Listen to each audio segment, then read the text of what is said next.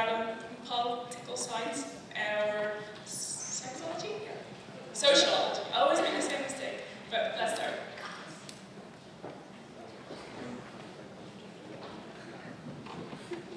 Right. Yeah, first welcome on behalf of the Social Sciences Department and all consters who will be here. I'll be speaking as the Social Science Thesis Coordinator, which I've been doing for a while.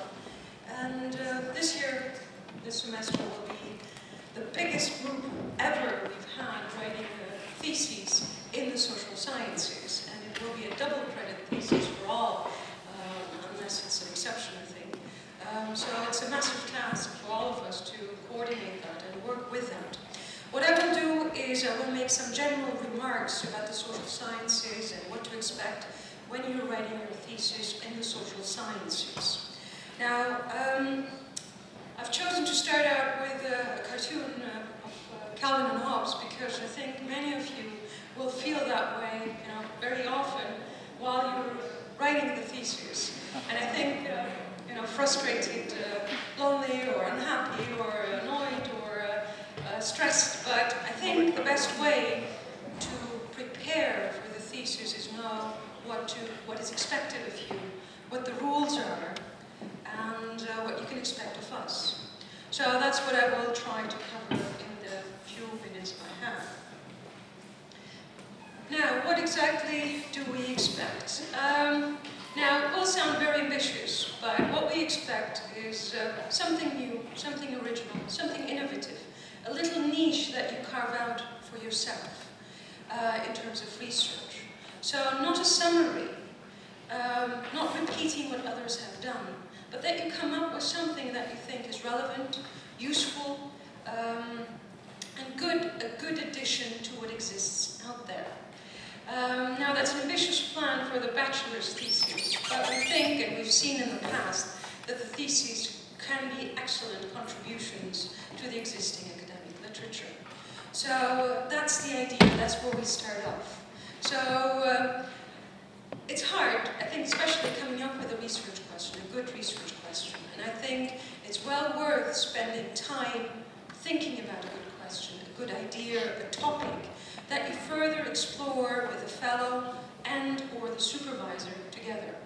So that's critical, I think, because once I think you have a good idea, a good research question, the rest does fall into place eventually, if you spend time on it and work gradually on it in pieces. So that's been my experience in the past. So ideally, original, something new, something innovative. You work closely with a supervisor, you're not on your own. But I also recommend, again based on past experiences, talk to as many people as possible. This may be fellow students, academics, but also other people. Run your ideas by them. So that's why it doesn't have to be a lonely process, and use the feedback. So it should be self-contained, original, but under the close supervision of an academic. Now I say close supervision, but it always depends, what kind of relationship you have with your supervisor. But one, caution, one recommendation is that you meet your supervisor frequently, regularly, and ideally you set those times already at the beginning. That's quite important. Don't see him 1 week before the thesis is due. That's not a good idea.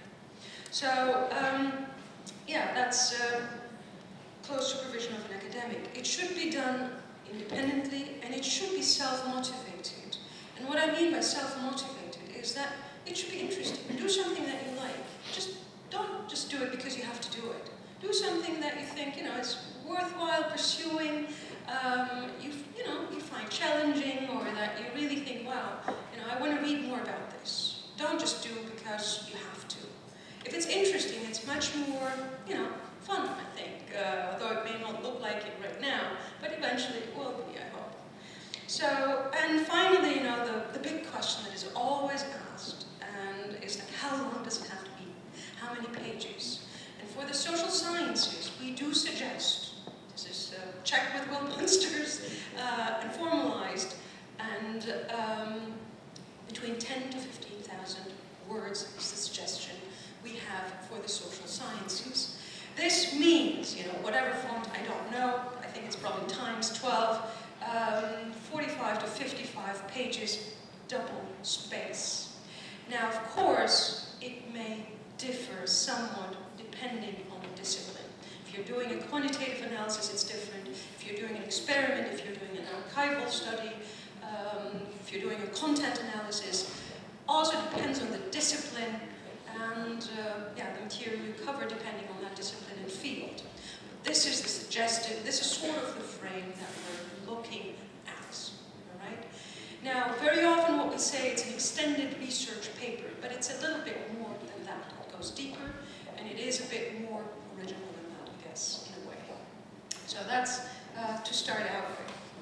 Now, variations within the social sciences. Now, of course, again, there were plenty of examples that students always says, student X does it this way, or they don't have a lit review, why do I have to have one? So what I will say is there will be variations within the social sciences. My experience has been, for example, that in law it doesn't necessarily require always a literature review. So it really depends on what your supervisor, what your discipline requires of you. But we do start out all, I would suggest, with a research question, a topic, if it is not a question, but then, that you place yourself within the literature, within the context, the academic context, then you have some kind of method that you describe and discuss, then you conduct your analysis and you conclude with conclusions. So that's the idea in terms of the format. Now the order may change, the length may differ depending on the disciplines and fields. Again, methods, same goes. Can be quantitative, can be qualitative, can be archival, it can be a historical analysis. It depends on what field you're working in. So there will be variation and there will be consequences based on those variations. Now the grading, again a bit of a technical bit that didn't come much to the forefront in the presentations beforehand. There are two grades that we're talking about. There are two parts to the thesis. The first part is due around midterm, and that will cover your research question, your starting point, your research topic. It will cover your methodology, your literature review, I think the beginnings of your practical work or your data collection. So that grade will be submitted, sort of when we submit our midterm grades. Now, the second grade is the final grade that is agreed on with the first reader, your supervisor, and your second reader. Now, this is another important point that has changed compared to the past. We have a second reader that we take quite serious. So the second reader will play a key, critical role in reviewing, assessing your work. You will know the name of your second reader, I think, by the second week of spring semester. It will be someone who's an expert in the field that the fellow, together with the supervisor, chooses. So the second, the final part of the thesis will be evaluated by your supervisor and the second reader. Okay. Now, part two obviously covers everything else. That is, your data analysis or data is not necessarily quantitative here, so be cautious. And the integration of your theory and your data analysis, and finally your revised final version and your conclusions that are part of that. So both are graded. Now, one thing that I will emphasize in particular is the work with the supervisor. That will be, that's sort of the crux of the thesis. And what I will say, again, regular meetings with your supervisor. There will be also meetings at the track level, so you will meet other fellow students, other supervisors for meetings and presentations. I will also suggest that you make some kind of timetable, some kind. You may not stick to it at all times, but that you have an idea when you write what, or when do you think you're going to be done with your data collection, when do you think you're going to have a first draft, or when do you think you're going to have completed your lit review. But some kind of timetable. Think about it. convey that to your supervisor, check whether he or she finds that feasible, but work with it. Think about it. That helps a whole lot. Furthermore, you will also notice on your grading sheet, it may be useful to go over the grading sheet because then you'll see what matters. Because there are many, many small items. But one of them is partial drafts, whether the student has regularly submitted work to the supervisor. So you need to submit work to your supervisor.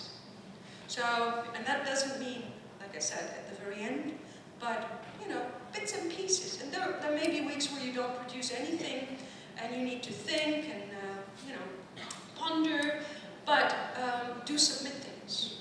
Eventually, once you need to write, so and you need to submit those little pieces to your supervisor so that he or she knows that you're thinking about it. Yeah. Now the timeline.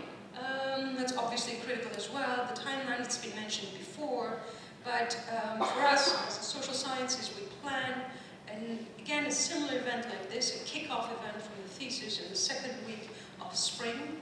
There could be, we are pondering about whether we will have workshops similar to what Annemieke has suggested, but more looking at how to write a research question, how to write a literature review, more on this structural bits, I guess that's what I would call it.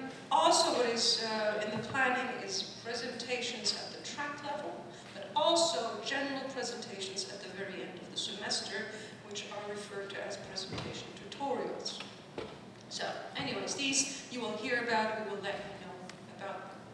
But what is important, of course, is to keep the timeline in mind for when do you have to turn it in. I will not talk about all the other different formats that are out there. We'll only mention 2 deadlines which are relevant for this group. If you sign up for writing your thesis in the spring 2013, your deadline is the last day of classes, which happens to be May 7th.